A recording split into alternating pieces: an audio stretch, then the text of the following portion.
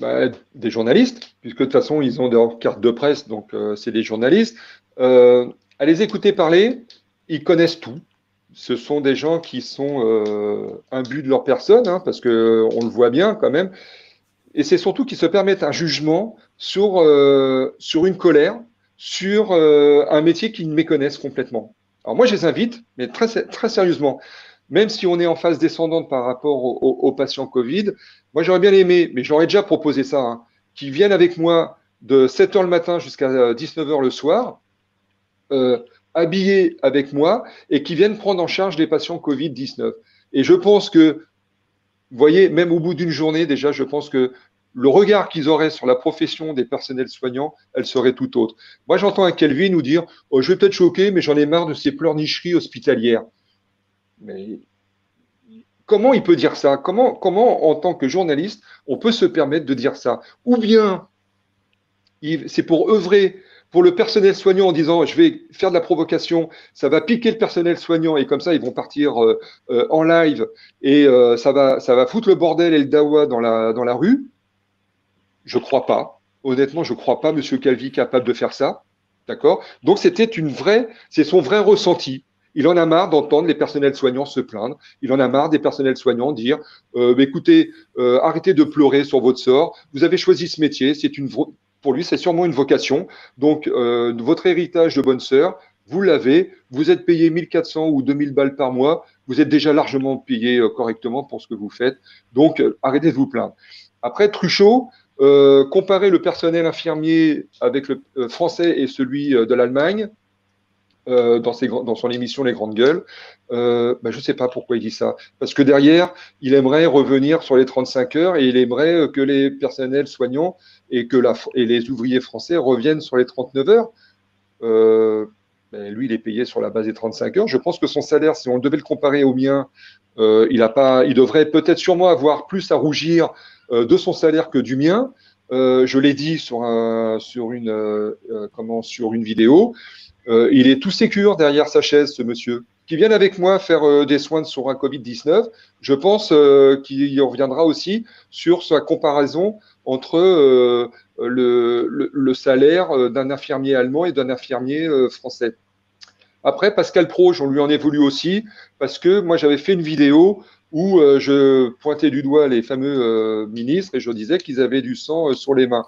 Et quand on m'avait... je m'en ai voulu parce que la première personne qui a été heurtée par ça, c'est ma maman.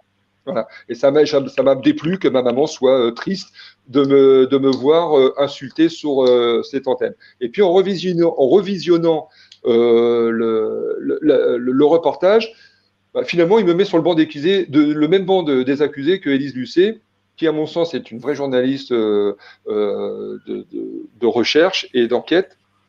D'ailleurs, l'émission qu'elle a fait dernièrement sur l'égalité des salaires hommes-femmes et celui des infirmières vaut tout son pesant d'or. J'invite les gens à les rechercher et de le visionner. Et donc, je lui en ai voulu parce qu'à un moment donné, il m'a dit oui, voilà, c'est du populisme dégueulasse. C'est pas du populisme. Le populisme, c'est critiquer l'élite qui nous gouverne. Oui, je le critique, bien sûr que je le critique. C'est moi qui ai les mains dans le sang, c'est moi qui ai les mains auprès des Covid-19 et on me donne pas les moyens de me protéger correctement et surtout on me donne pas les moyens de travailler correctement et de prodiguer des soins non sans sécurité et en plus de qualité. J'ai le droit de l'exprimer, je l'exprime. Effectivement, ça a été très violent. Je regrette rien. Je redis à ce jour, oui, les gouvernements successifs et ses ministres ont du sang sur les mains. Ça lui déplaît pas. Je m'en fiche éperdument.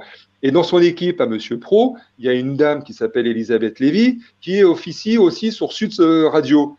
J'ai écouté ce qu'elle a dit, j'ai même lu, parce que sur Sud Radio, ils ont mis par écrit toute son intervention.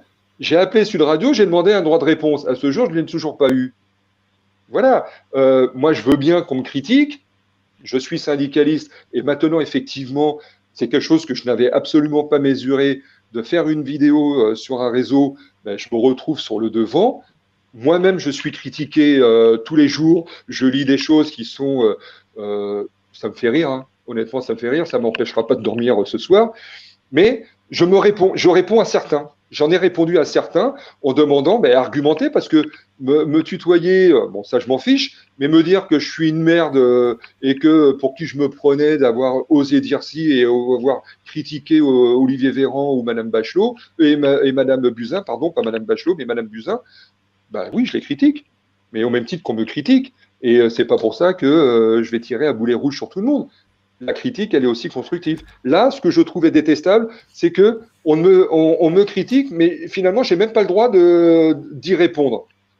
Donc oui, j'ai fait une vidéo, je pointe du doigt ces pseudo, je les appelle des pseudo-journalistes, puisque eux-mêmes se permettent de critiquer mon métier et mes missions auprès des patients. Donc je me permets, je me mets à leur niveau qu'à niveau, et je les critique aussi, ben, qui me prouvent que c'est eux qui ont raison, qui viennent me prouver que c'est moi qui ai tort, mais en tous les cas, s'ils veulent, qui veulent relever, entre guillemets, ce défi, et qui viennent passer une journée auprès des patients avec moi, mais une vraie dure journée, quoi.